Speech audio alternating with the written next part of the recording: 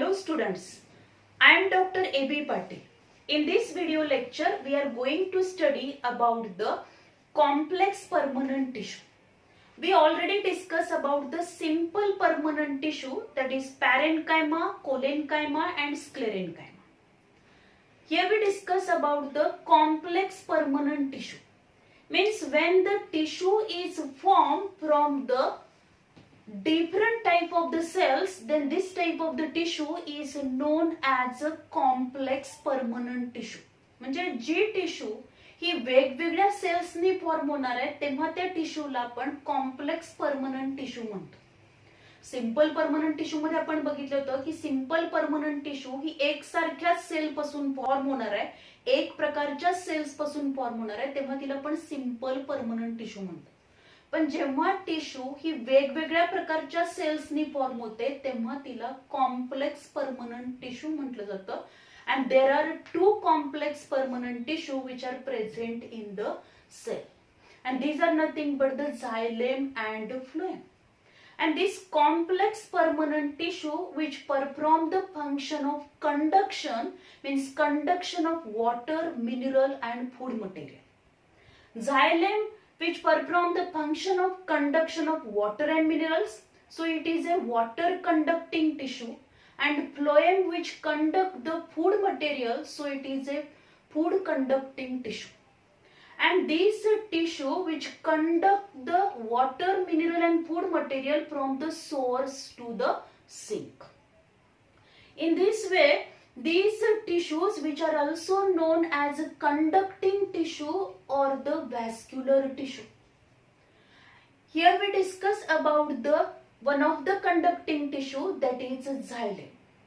Xylem which is also known as wood. Xylem ला आपण wood पण म्हणणार आहोत.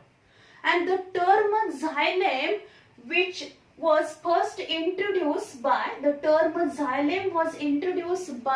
Nageli in 1858. 1858 मध्ये नेगेली या सायंटिस्टने ही टर्म पहिल्यांदा इंट्रोड्यूस केली.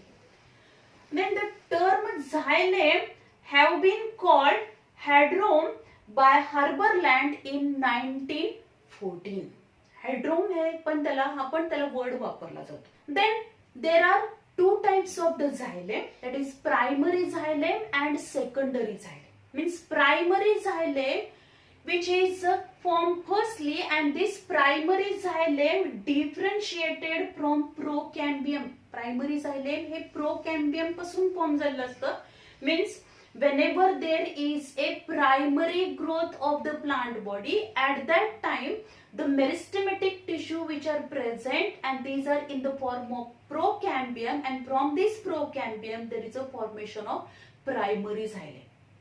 Then secondary xylem, this secondary xylem differentiated from cambium at the secondary growth of the plant body.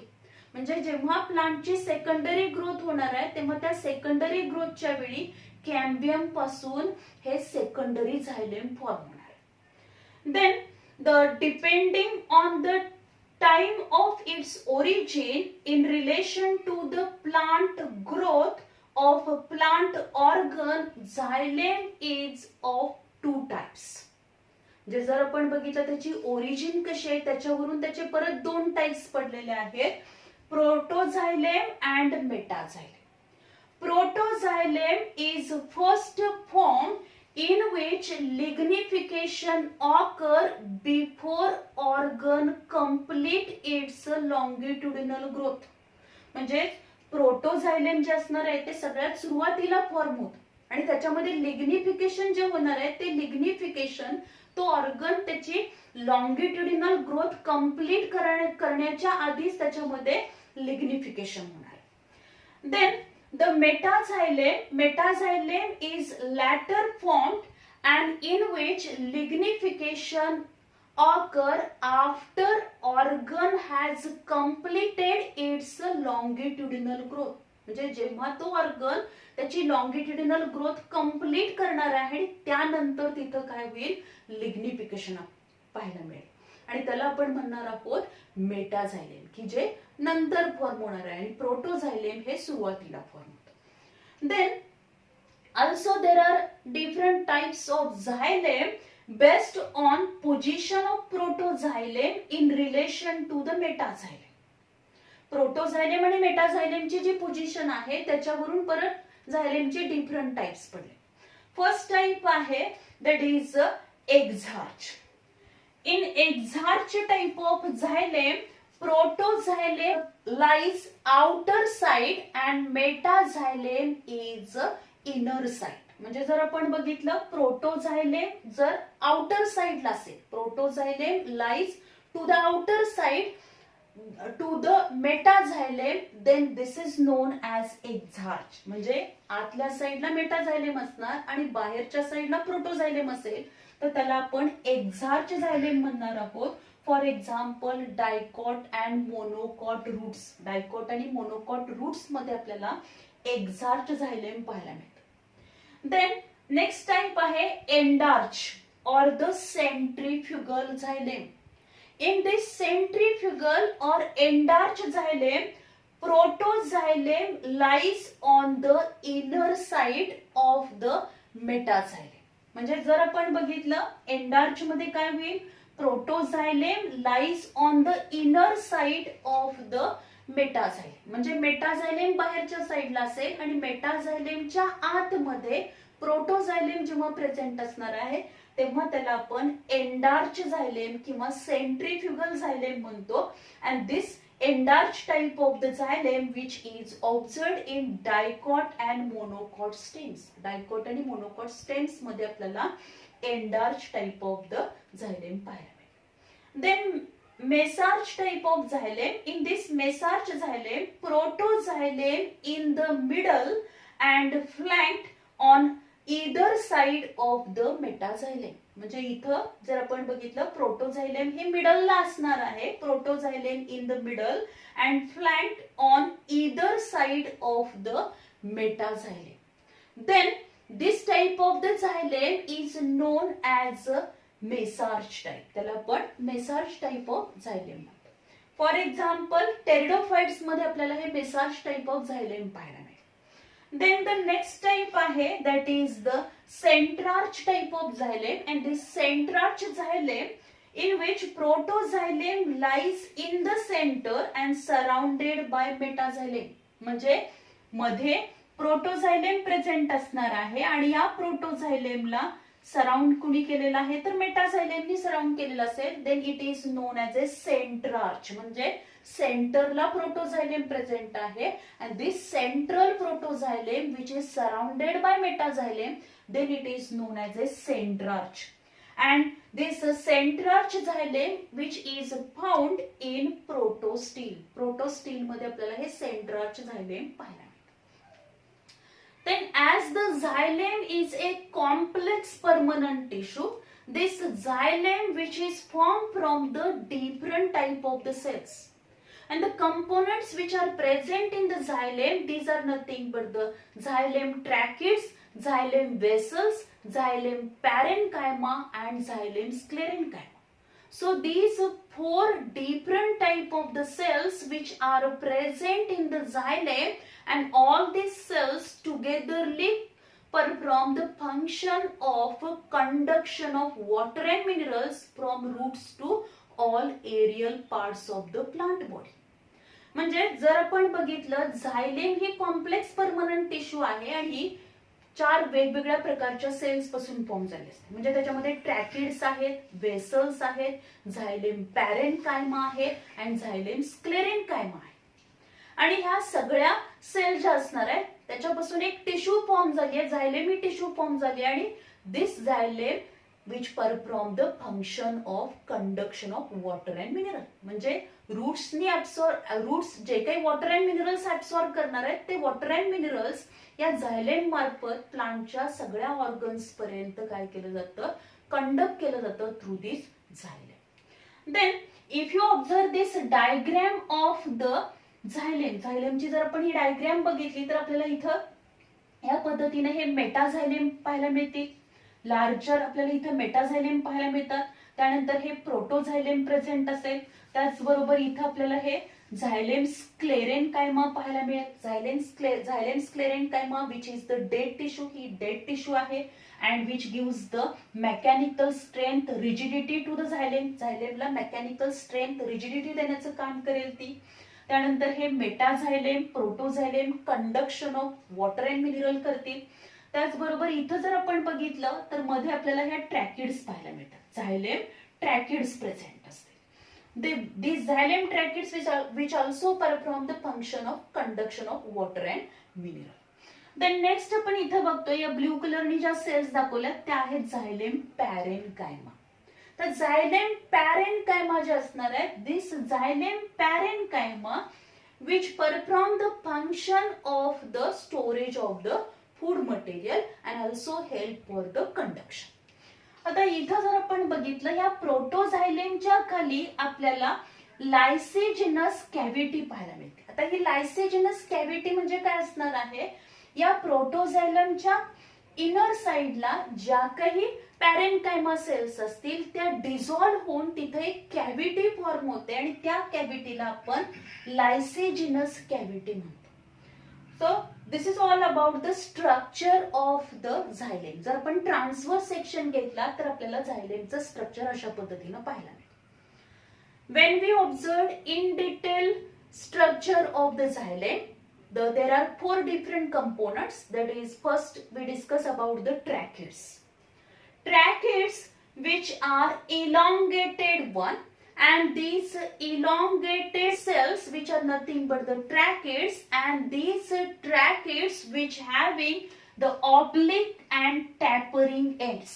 जर आपण बघितलं ट्रॅकिड्स ह्या कशा आहेत, elongated cells असतील. Then their ends are tapering and oblique one. Tapering आणि oblique end आहेत त्याचे. त्याचबरोबर ह्या टॅपरिंग ऑब्लिक एंडच्या तिथं आपल्याला परफोरेशन पाहायला मिळत नाही.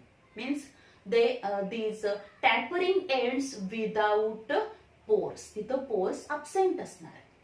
Means these ends are closed and then तर ह्या इलॉंगेटेड सेल्स आहेत आणि ह्या इलॉंगेटेड सेल ज्या असणार आहेत त्या कशा आहेत, डेड सेल्स आहेत. Means in these tracheids cytoplasm and cell organelles are absent. ट्रॅकिड्स मध्ये सायटोप्लाझम, सेल ऑर्गॅनली absent असणार आहे. इथं आतमध्ये फक्त आपल्याला काय दिसेल, लुमेन प्रेझेंट दिसेल आणि हे जे काही लुमेन असेल, this lumen of the tracheid which is narrow than the vessels. Vessel पेक्षा ट्रॅकिडचं लुमेन जे असणार आहे ते नॅरो असणार आहे. Then the cell wall of these tracheids which is highly thickened one as compared to the vessels. The tracheids walls are highly thickened. There is a deposition of lignin, means there is a deposition of cellulose and lignin, so they are highly thickened one. And on this cell wall, आता जर आपण हे बघितलं sale wall जे असणार आहे त्याच्यामध्ये thickening आहे, आपल्याला थिकनिंग पाहायला मिळतं. आणि हे जे थिकनिंग असणार आहे, दिस thickening or the deposition of lignin which shows the variation. त्याच्यामध्ये आपल्याला व्हेरिएशन पाहायला मिळेल. Means the annular thickening, spiral thickening, scleriform thickening, reticulate thickening, pitted thickening and border pitted thickening. This different type of the thickenings which are present on the tracheids wall. And these thickenings depending upon their shape, त्याच्या शेपवरून हे थिकनिंगचे types पडले. जर आपण बघितलं अॅन्युलर thickening, म्हणजे अॅन्युलर thickening मध्ये आपण बघू शकतो असे रिंग लाईक थिकनिंग आपल्याला पाहायला मिळेल. म्हणजे जे काही लिग्निनचं डिपॉझिशन होणार आहे ते रिंग फॉर्म मध्ये डिपॉझिशन झालेलं आहे. And this is called as a annular thickening. त्याला आपण अॅन्युलर थिकनिंग म्हणतो. When the thickening, lignin deposition or lignin thickening which is takes place in spiral form, जेव्हा हे स्पायरल फॉर्म मध्ये दिसेल आपल्याला, म्हणजे एखाद्या स्प्रिंग सारखं दिसणार आहे आपल्याला, हेलिकल स्ट्रक्चर आपल्याला पाहायला मिळतं, स्पायरल स्ट्रक्चर पाहायला मिळतं, then it is known as a spiral thickening. Then scleriform thickening. In this scleriform thickening there is a deposition of lignin or the thickening which is as like the ladder. म्हणजे शिडीसारखं आपल्याला दिसणार आहे. म्हणजे एखाद्या ladder मध्ये जसे रंजेस present असतात मध्ये, त्या पद्धतीने आपल्याला हे थिकनिंग पाहायला मिळेल. Then reticulate thickening. In reticulate thickening, the thickening which is look like the net or mesh like structure, जाळीसारखं आपल्याला स्ट्रक्चर पाहायला मिळणार आहे. Then this type of the thickening which is known as reticulated thickening.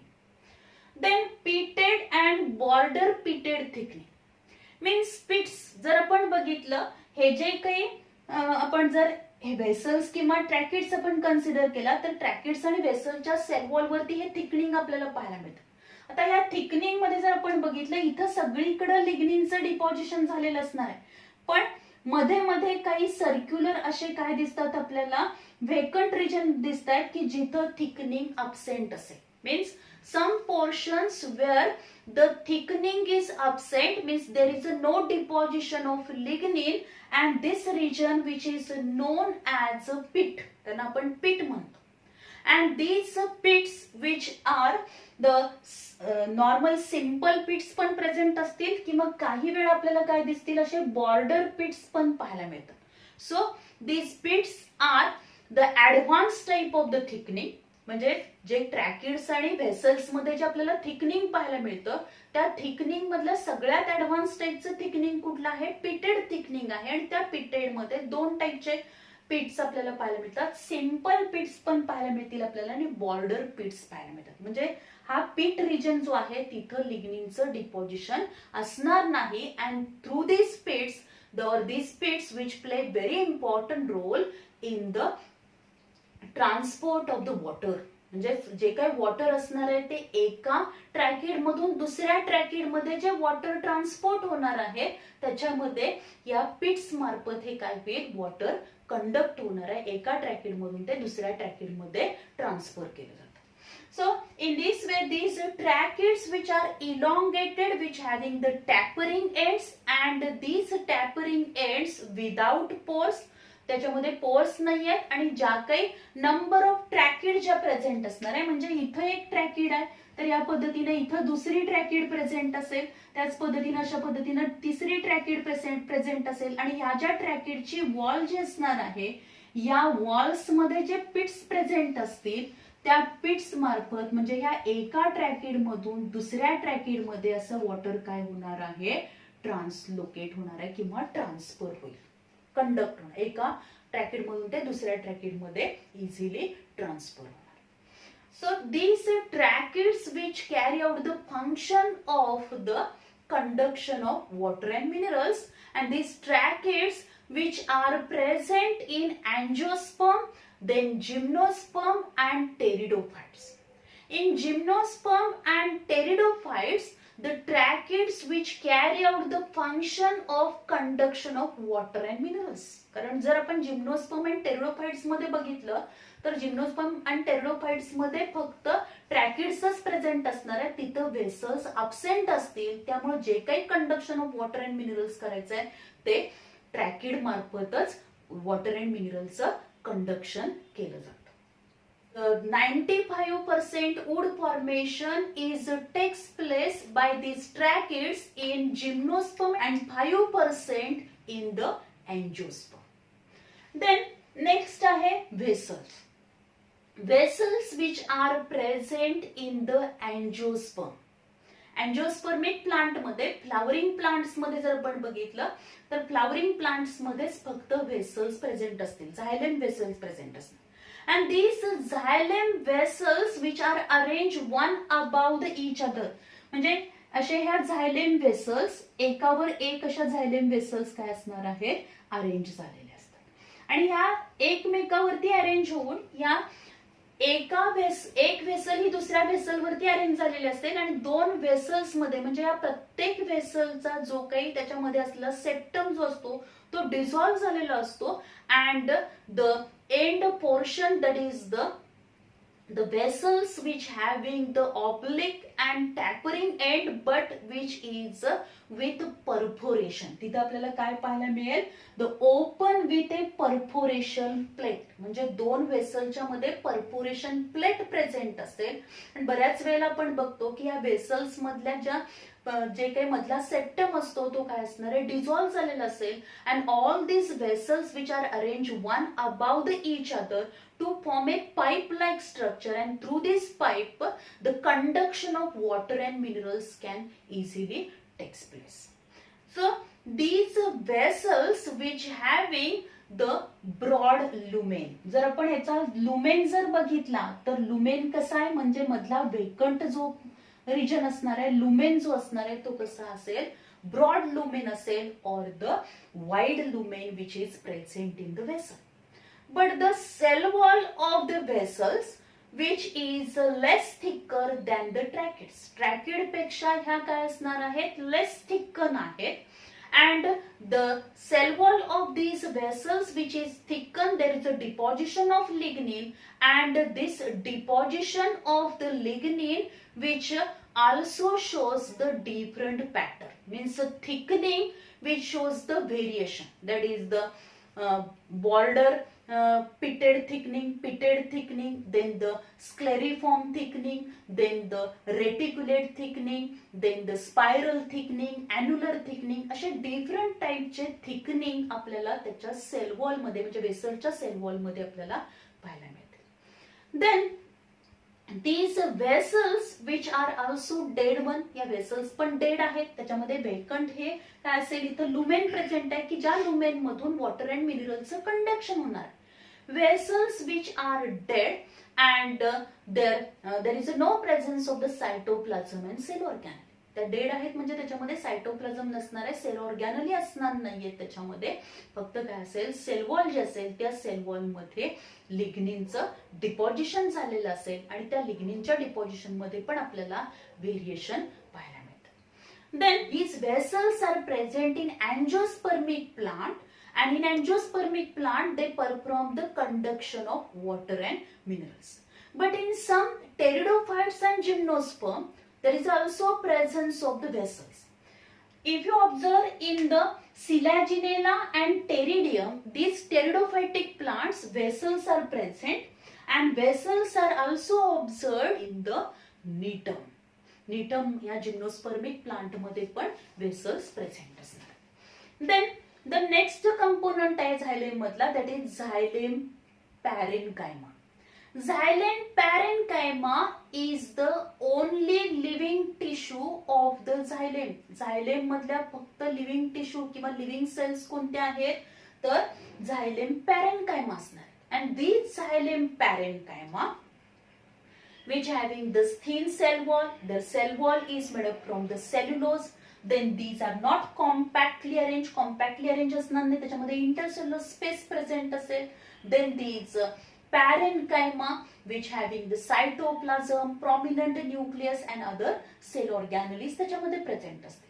This xylem parenchyma which perform the function of storage of the food material and also help in the conduction of water and minerals. Water and mineralच्या conduction मध्ये पण ते काय करणार आहेत, तर मदत करते. As well as the xylem parenchyma which also store the tannin. Tannin पण स्टोअर करण्याचं काम हे xylem parenchyma करते. Then xylem sclerenchyma.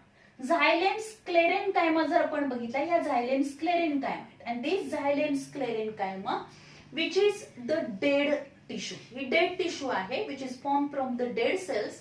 सुरुवातीला त्या लिव्हिंग असतात, पण जसजशा त्या मॅच्युअर होतील तसतसं त्याच्यामधलं सायटोप्लाझम, सेल ऑर्गॅनली जे असणार आहे, त्याचबरोबर न्यूक्लियस जे असणार आहे, हे सगळं डिजनरेट होईल. And then there is a deposition of the lignin, म्हणजे त्याच्या सेल वॉल वरती लिग्निनचं जसं डिपॉझिशन होतं तसतसं त्याच्यामधलं सायटोप्लाझम, सेल ऑर्गॅनली या डिजनरेट होतात आणि त्या डेड होणार आहे. Then this xylem sclerenchyma or the xylem fiber which perform the function of the, it gives the mechanical strength, rigidity and support to the झायलेम. या झायलेमला मेकॅनिकल स्ट्रेंथ, रिजिडिटी आणि support देण्याचं काम करेल. So these are the different components of the xylem, and all these different type of the cells, that is tracheids, vessels, xylem parenchyma, xylem sclerenchyma, they togetherly perform the function of conduction of water and minerals from roots to all aerial parts of the plant body. And in this way, this tissue, which is also known as a water conducting tissue. तर याच्यावरती आपल्याला question जे विचारतात ते म्हणजे हे जे काही थिकनिंग आपल्याला पाहायला मिळतं ट्रॅकिड आणि व्हेसलच्या वॉल्स मध्ये, आपल्याला जे थिकनिंग, वेगळ्या टाईपचे थिकनिंग आपल्याला पाहायला मिळतात, त्या थिकनिंग वरती सुद्धा आपल्याला क्वेश्चन विचारला जातो. याची डायग्राम जी आहे ती डायग्राम्स देऊन पण आपल्याला थिकनिंग आयडेंटिफाय करायला येतात.